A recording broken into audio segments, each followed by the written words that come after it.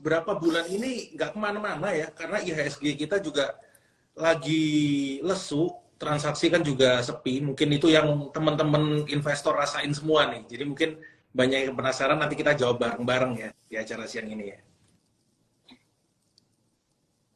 Oke, baik. Mas Glenn, boleh dong prediksi indeks harga saham gabungan untuk minggu ini, hari ini Kalau dan menurut besok? gua, selalu ya IHSG itu menjelang libur itu pasti sepi. Ditambah lagi kan market kita IHSG 1 bulanan terakhir ini transaksi udah turun terus, sekarang udah di bawah 10T.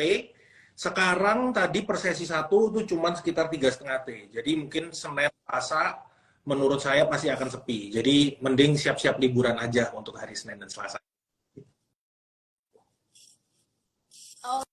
Oke, baik. Jadi ya udah deh, liburan aja ya 1 minggu ini. Kita tunggu nanti minggu depannya. Nah, Mas Glenn, aku mau nanya nih tentang soal pertambangan ya, sektor pertambangan. Kenapa sih masih menjadi primadona tahun ini? Ya, bukannya masa-masa itu udah lewat ya? mungkin sebenarnya banyak yang menganggap masih jadi primadona itu karena satu dari sisi dividen, itu pertama. Seperti yang kita tahu, sektor pertambangan, terutama batu bara, itu kan selalu memberikan dividen yang wow. Ya, jadi dari kita melihat dari tahun ke tahun, dividen yield-nya itu selalu sekitaran 10% ke atas, kadang 20%. Even PTBA kemarin kan 30% tuh dividen yield-nya kan. Jadi mungkin primadonanya dari sisi situ, dari sisi dividen. Tapi mungkin kalau kita lihat prospeknya untuk nanti di semester 2, seperti yang Mbak Nadine bilang tadi, yes, benar. Kelihatannya akan melambat karena harga komoditasnya turun. Oke, baik. Nah, kalau misalnya untuk semester 2 nih, proyeksi bagaimana saham-saham pertambangan nih, Mas Glenn? Jadi kalau untuk semester kedua ya, saya sih melihat sektor pertambangan itu kan pasti bergantung kepada negara-negara yang beli. Indonesia ini kan tambangnya, pertambangannya, komoditasnya semuanya kan ekspor sebagian besar. Ekspornya mungkin teman-teman juga udah pada tahu, kebanyakan itu kan ke China, terus juga ke India. Nah, dan mungkin saya teman-teman juga pasti sudah sering, kalau China ekonominya kan sedang melambat, dan beberapa ekonom sudah memangkas proyeksi pertumbuhan ekonomi untuk China di tahun ini yang semula hampir 6%-an ke 5%-an nih. Jadi kalau China melambat, udah pasti permintaan dan penggunaan untuk komoditasnya juga melambat kan. Nah, itu sebabnya gua melihat sektor batu bara dan sektor komoditas ini untuk semester kedua agak berat memang. Jadi teman-teman mungkin perlu agak hati-hati ya kalau masih demen banget nih yang untuk trading di sektor batu bara. Oke, baik. Nah, soalnya kan kita juga ada larangan ekspor beberapa mineral nih ya kan, Mas Glenn. Nah, dan ternyata kita akan kedatangan tamu di bursa kita untuk produknya Aman Mineral nih, Mas Glenn. Nah, itu kira-kira prediksinya gimana nih waktu awal listing nanti? Mungkin gue agak cerita sedikit ya. Jadi pemerintah untuk melarang ekspor biji mentah. Sebenarnya ini adalah sesuatu yang positif. Karena kalau teman-teman berkaca ke beberapa tahun belakang, Indonesia itu kan kebanyakan misalnya dari nikel, yang diekspor itu adalah bijinya, nikel ore. Terus semuanya bauksit dan lain-lain yang diekspor itu adalah ore-nya. Di mana itu terus Presiden Jokowi kan melihat, kalau kita cuma ekspor ore-nya doang, nggak ada value added, lama-lama ya nggak ada untuk membantu Indonesia bertumbuh gitu kan. Karena kita tinggal nambang, ya udah kita jual, nambang kita jual. Itu satu, untuk membuka lapangan kerja baru juga susah. Yang kedua, nanti untuk pendapatan devisa juga terbatas, karena kan kita cuma jual bijinya doang. Makanya terus Presiden Jokowi dengan Kementerian ESDM bilang, guys, habis ini untuk ore-nya, untuk biji-bijiannya, itu harus diolah terlebih dahulu. Nah, sebenarnya ini adalah sesuatu yang sangat positif kita melihatnya ya. Jadi, ini bisa memajukan industri pertambangan di Indonesia, bisa membantu menambah pendapatan devisa juga. Makanya kalau teman-teman perhatiin, perusahaan-perusahaan atau emiten-emiten pertambangan yang punya smelter, ini sangat menarik. Salah satunya ya Aman Mineral nih, mau IPO kan. itu kan IPO nanti di bulan depan, awal Juli ya kalau nggak salah ya. 5 Juli ya? Iya, tanggal Dan 5 mereka Juli. itu kan punya smelter nih untuk koper. Kalau teman-teman udah dengar juga, BRMS itu kan nantinya akan menjual ore-nya itu ke si Aman Mineral. Jadi Aman Mineralnya yang ngolah. Jadi kalau ternyata memang ore ini di-ban secara penuh, Aman Mineral aman karena dia punya smelter. Kayak namanya nih, Aman Mineral, aman. Aman, oke, baik. Nah, kira-kira sahabat investor ada yang mau beli nih IPO-nya atau enggak? Nah, kalau untuk panjang nih, Aman Mineral nih, Mas Glenn, kira-kira kita wait and see dulu atau Kalau langsung beli nih di menurut harga saya IPO? nggak ada salahnya untuk teman-teman ikut di IPO-nya ya. Karena memang ya mungkin dapat pun nggak akan banyak ya, seperti yang kita tahu lah, IPO dapat mungkin mentok-mentok juga 10 belasan persen atau 20% mungkin. Kalau yang di bawah 100 juta kan agak lebih gede kalau yang di bawah 100 juta ya. Jadi menurut gua ikut aja sambil kita pantau nanti prospek industrinya ke depannya seperti apa. Menurut gua untuk copper kan Aman Mineral ini kan gedenya di emas dan di gold dan copper ya. Goldnya ini kan dia juga salah satu yang terbesar di dunia, di Indonesia kan dia terbesar setelah Freeport. Jadi sebenarnya prospeknya ini masih sangat menarik. Jadi saran gua ikut aja porsi yang nyaman buat teman-teman sambil kita nanti pantau harga komoditasnya seperti apa, prospek kedepannya, kelanjutannya, kinerjanya seperti baru pelan-pelan nambah di market. Oke, baik. Karena kalau misalnya awal-awal kita belum tahu ya, belum bisa juga baca candle-nya ya, Mas Glenn ya.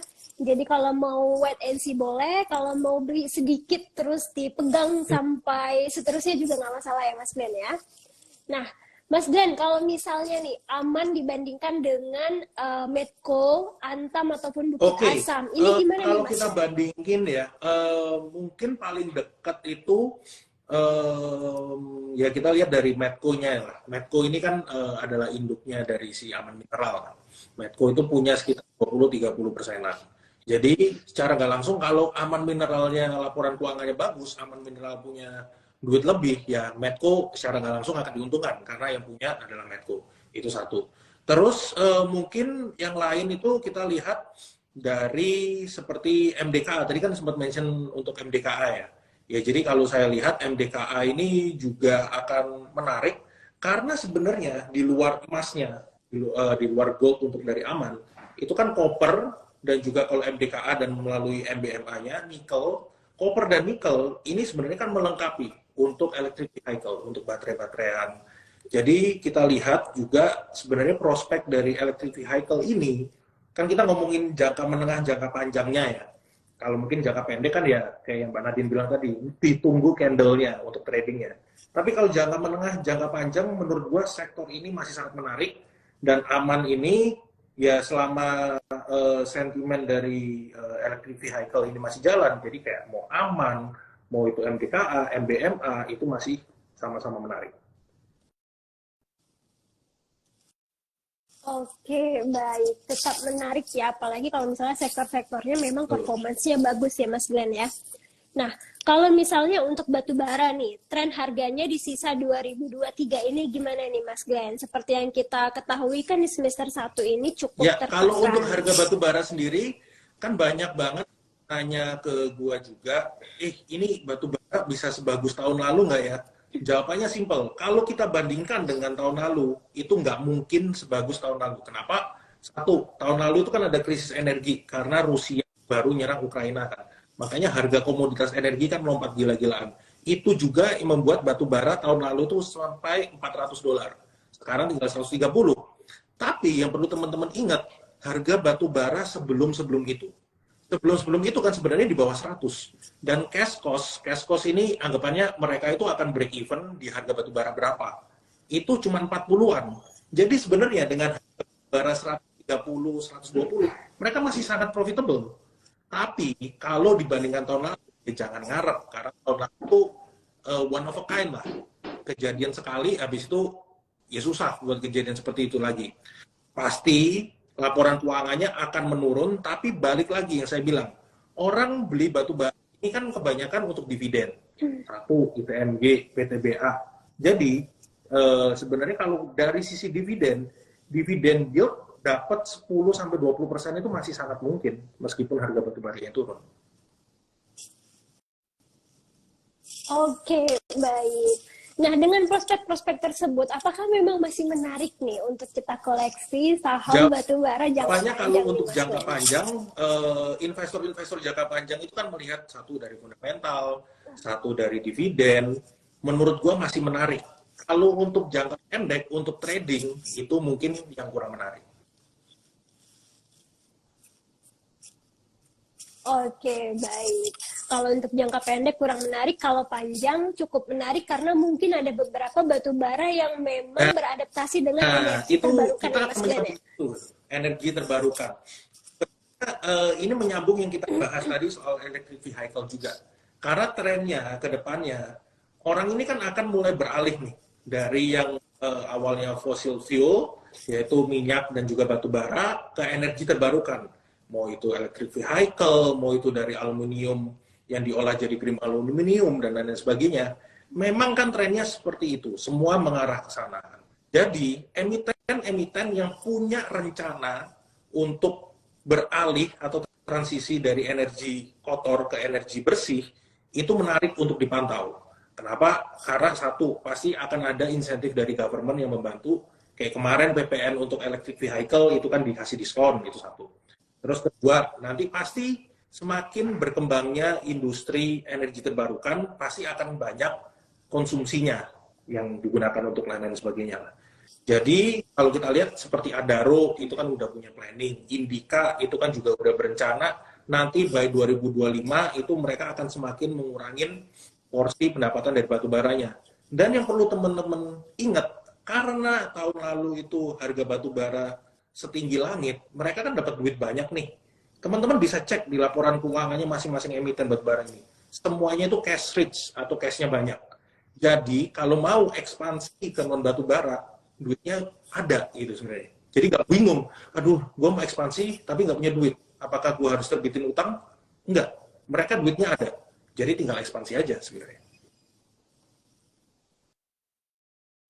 Oke, baik. Nah, Mas, kalau misalnya selain sektor batu bara nih, kira-kira untuk jangka panjang sektor apa atau emiten apa sih yang layak? Ini mungkin jawaban gue akan mirip dengan jawaban teman-teman di market lainnya, yaitu sektor consumer untuk di semester 2. Kenapa? Karena kalau kita lihat, satu, ini kan akan masuk tahun politik ya. Tahun nanti di semester 2 ini kampanye akan mulai dijalankan untuk kampanye pilpres dan juga pilkada persiapannya.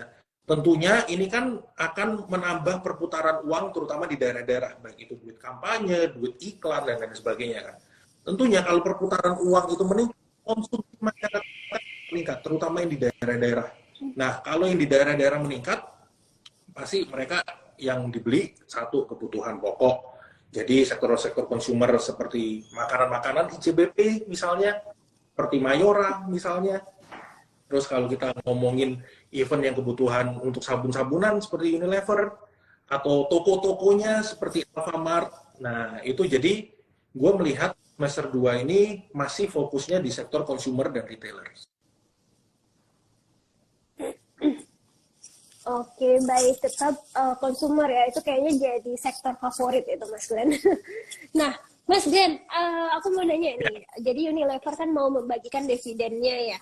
Cukup besar juga, dan aku kemarin kaget waktu ngelihatnya. Apakah ini tanda-tanda Unilever itu bakalan rebound atau bagaimana nih, Mas? Kita ngomongin Unilever akan rebound apa enggak, menurut gua nanti masuk semester kedua, begitu konsumsi masyarakat ini membaik. Nah, ini sebenarnya sedikit nyambung juga sama kita bahas tadi sektor komoditas. Jadi di tahun lalu itu kan terjadi komoditi boom karena harga batu bara melonjak, orang-orang mengkonsumsi energi di seluruh dunia lebih, dan laporan keuangannya emiten batu bara ini bagus. Orang-orang itu kan mau batu bara, minyak, itu kan banyak pekerja-pekerjanya. Jadi kan orang ini dapat duit lebih lah gampangannya untuk mereka ini belanja, ya kan.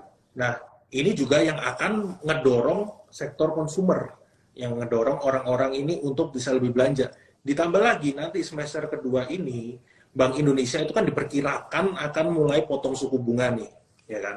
Jadi orang-orang yang mungkin pas semester 1, aduh, gue masih seret, ya udah gue tabung aja di bank gitu kan. Terus nanti seiring dengan seperti yang saya bilang tadi, perputaran uang meningkat, diperkirakan konsumsi masyarakat juga meningkat, dan suku bunga turun, orang akan mikir, daripada gua ya sorry to say ini sebenarnya, daripada gua nyimpen di bank, mending gua belanja. Sebenarnya belanja itu bagus untuk perputaran ekonomi, bagus untuk, jadi mungkin kalau sering belanja make up itu juga positif sebenarnya secara nggak langsung untuk kita nih. Jadi tapi nggak positif untuk di kantong. Iya. Nah, kalau gitu mesti beli di Unilever nih biar dapat dividennya. Oh, gitu. Jadi sebenarnya masih menarik menurut gua. Unilever bisa rebound, bisa nanti bebarengan dengan sektor consumer dan retailers yang lain. Oke, baik. Kita doain aja, jadi yang nyangkut di atas-atas mudah-mudahan belum cut loss ya, sobat investor ya. Jadi masih bisa diraih nih cuannya. Nah, Mas Glenn, kalau misalnya kita ngebahas tentang sektor-sektor perbankan nih, apa aja sih sektor perbankan yang saat ini masih menjadi favorit? Kalau sektor banking yang menjadi favorit, sebenarnya ini akan nyambung ya, nanti ke sektor consumer. Dan semester kedua kan kita lihat tadi selalu bicarakan perputaran uang di daerah itu meningkat, orang ini bisa spending lebih. Kalau kita melihat orang perputaran duit di daerah meningkat, tentunya banking itu orang akan identik dengan BBRI, ya kan, di daerah-daerah di luar Jawa. Jadi kita melihat ya BBRI ini adalah salah satu bank besar yang masih sangat menarik. Terus kita juga perlu perhatikan nanti bank-bank gede lainnya ini mana yang mulai fokus ke UMKM, karena lihat ya UMKM ini juga berpotensi meningkat nih, berpotensi membaik. Nanti kalau semester 2 ada kampanye, orang-orang mulai belanja, ya kan, orang-orang ini mulai bikin spanduk, ngiklan dan lain-lain. Tentunya ya yang diuntungkan kan UMKM juga. Jadi BRI, dan kita nanti perhatikanlah bank-bank mana yang fokus di UMKM selain BBRI. Oke, baik. Mas Glenn, ada beberapa pertanyaan dari sobat investor dari @velvel.rian. Saham yang bagus buat pemula untuk saham blue chip apa yang ya, saya Mas? saranin selalu pilihan yang nggak pernah salah, itu BBCA. Ini jangka panjang apa trading nih? Kayaknya jangka panjang deh. Oke, baik. Nah, kalau misalnya untuk BBCA boleh dilihat nggak untuk chartnya, Mas? Apakah memang waktu yang tepat untuk kita masuk atau wait and see dulu? Kalau gue lihat, ini gue sambil buka chartnya ya. Sebenarnya kan dia masih bergerak uptrend terus tuh. Pas COVID 2020, dia juga sempat turun dalam, tapi nggak lama dia langsung berhasil rebound. Karena memang untuk bank sekelas BBCA ini, ya, satu, mereka ini pasti planningnya dari perencanaannya, kita kalau earnings kita melambat, kita mesti ngapain? Biar earnings kita terus bertumbuh, kita mesti ngapain? Ditambah manajemennya dan lain-lainnya, semuanya sangat prudent. Jadi BBCA ini menurut gua kalau ada koreksi atau justru ada koreksi dalam, itu mungkin di kisaran 4.600 sampai di support EMA 100-nya 8.800, itu boleh banget nambah di. Oke, baik. Sepertinya kayak BBCA itu kan baru banget stock split ya. Kok udah 10.000 lagi aja gitu ya? Orang cepet banget. Selalu melihatnya, aduh, gue bingung beli apa, beli BBCA aja deh. Nggak pernah salah kayaknya beli BBCA. Oke, sebenarnya banyak lagi saham-saham yang bagus selain BBCA dan BBNI, BMRI. Yang penting udah beli aja dulu ya kan Mas Glenn ya. Iya benar. Tadi ada juga tuh yang nanya, saya itu pemula, lebih bagus reksadana atau saham gitu. Nah, boleh nih dicek dan dicek lagi untuk di YouTube ataupun pembahasan yang lainnya ya Sobat Investor ya. Nah, Mas Glenn ada pertanyaan selanjutnya dari @yupili. PTBA gimana nih untuk chartnya? PTBA untuk secara teknikal perlu diingat ya, PTBA hari ini kan dividen makanya minus 15%, wajar karena dividennya kemarin juga dividen yieldnya kan 30%-an ya teman-teman. Jadi ini koreksi wajar sebenarnya teman-teman. PTBA itu next-nya itu ada support di kisaran 2.730 dan juga ada di kisaran 2.900. Nah, jadi sebenarnya bisa koreksi-koreksi pun bisa jadikan kesempatan untuk buy on weakness di PTBA. Karena memang habis bayar dividen udah pastilah ex dividend date. Udah pasti dividen trap, hati-hati ya sobat investor ya. Nah, baik. Mas ada pertanyaan selanjutnya dari @Ari Dwi Purnomo. Mas boleh bahas BBRI dan Telkom nggak? BBRI sebenarnya juga mirip sama kayak BBCA. BBRI ini kan dia udah naik banyak, udah sempat mencapai all time high-nya juga kayak BBCA. Jadi orang mungkin kalau gue saranin orang yang baru investasi kalau nggak BBCA ya BBRI. BBCA ini banknya sejuta umat. Kalau BBRI ini kan kayak yang kita bilang tadi di daerah semua cabangnya ada ya BBRI. Dari sisi teknikalnya dia juga masih uptrend, dia masih terus bertahan di atas EMA 20-nya. Kalau ada pullback atau koreksi, entry yang menarik itu bisa disper sampai ke kisaran 5.200 itu untuk BBRI. Nah, kalau untuk Telkom ini, nah hari ini kan lumayan tuh 2 hari ini dia agak rebound ya. Jadi sekarang ini lagi di dekat-dekat support tuh sebenarnya di 3.900 sampai 3.940 itu untuk Telkom. Oke, baik. Untuk Telkom dekat harga support ya Mas Glenn ya. Nah, ada pertanyaan selanjutnya dari @RobiWJJ. Untuk Arto kelanjutannya gimana? Arto ini sebenarnya kan dia udah naik banyak ya karena waktu itu ya ada beberapa sentimen lah dari Pak Pet Waluyo menjadi Goto itu salah satunya, terus sektor teknologi juga sempat rebound. Sentimen dari Arto paling dekat, paling bisa kita lihat ya dari sektor teknologinya sendiri. Kalau nanti semester kedua ini suku bunga itu dipotong, tentunya pasti yang akan berdampak positif juga itu sektor teknologi, teman-teman. Jadi Arto ini dari technical masih uptrend, dia lagi coba sekarang kan lagi agak sideways sedikit, jadi dekat-dekat harga 2860 sampai 2900 itu support terdekat. Resistennya dia ada di 3280 dan juga ini di 3740 resisten itu. Oke, baik. Dari tadi banyak banget yang nanyakin tentang Bukit Asam. Tadi itu udah kita bahas nih, Sobat Investor. Boleh dicek lagi nanti live Instagram kita yang diupload di Reels ya.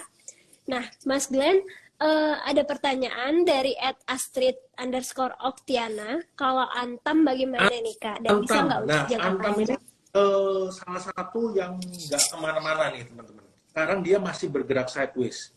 Sebenarnya saham sideways ini untuk trading tuh enak karena kan dia sideways ini ada ranging-nya kan, ada range-nya. Jadi sekarang ini kan dia lagi dekat-dekat support. Supportnya itu di kisaran 1900, resistennya itu ada di kisaran 2150. Jadi pas dekat-dekat sini teman-teman coba akumulasi aja, coba cicil pelan-pelan. Pergerakannya dia selalu di range-nya itu. Jadi sebenarnya untuk trading lumayan enak. Jadi 1900, 2100 ya itu aja area untuk tradingnya. Oke, baik. Mas Glenn, sebenarnya masih banyak banget pertanyaan dari sobat investor, tapi nggak mungkin kita bacain satu persatu kan ya. Nah, boleh dong rekomendasi saham Mas Glenn untuk beberapa hari ke depan? Gua ada beberapa saham, mungkin 2 aja lah ya. Kalau satu, ini karena baru IPO, jadi mungkin teknikalnya belum kelihatan, yaitu VKTR, ini anak usaha di BNBR, ini masih sangat menarik, karena dia juga fokusnya nanti kan di bus listrik dan juga nanti akan masuk lah untuk ekosistem electric vehicle juga. Jadi itu perlu dipantau. Harga-harga sekarang menurut gua masih menarik, itu satu. Terus kalau dari sisi technical yang menurut gua bisa dipantau juga itu adalah MDKA. MDKA ini dia kan hari ini lagi koreksi, koreksi wajar karena 3 hari ini udah bergerak menguat kan. Di harga-harga sekarang itu di dekat entry tadi itu gue lihat di kisaran 3020 sampai 3140 Ini menarik untuk entry dan dia berpotensi membentuk double bottom. Resistennya di 3.400. Oke, baik. Mas Glenn, terima kasih banyak untuk rekomendasi sahamnya. Sampai jumpa di sesi break time selanjutnya. Thank you, Selamat siang. Nah, Sobat Investor, itu dia tadi live kita dengan Mas Glenn Rianto, Head of Retail Investment Trimegah Sekuritas. Seru sekali ya, jadi ada beberapa saham rekomendasi, salah satunya VKTR, boleh nih dicekidot juga, jangan lupa untuk ngecek fundamentalnya ya Sobat Investor. Ada juga Medco tadi. Nah, kita udah ngebahas beberapa saham seperti BBCA, Antam, PTBA, dan yang ketinggalan boleh dicek lagi nanti di Reels-nya IDX Channel ya, Sobat Investor. Nah, itu dia tadi perbincangan kita. Dan boleh nih ditonton terus IDX Channel TV. Boleh baca juga website kita di www.idxchannel.com. Follow sosial media kita di Instagram dan Twitter di @idx_channel, serta YouTube di @idxchannel_, TikTok di IDX Channel, serta Facebook di @idxchannel.com. Terima kasih ya Sobat Investor, saya Nadine Hedra.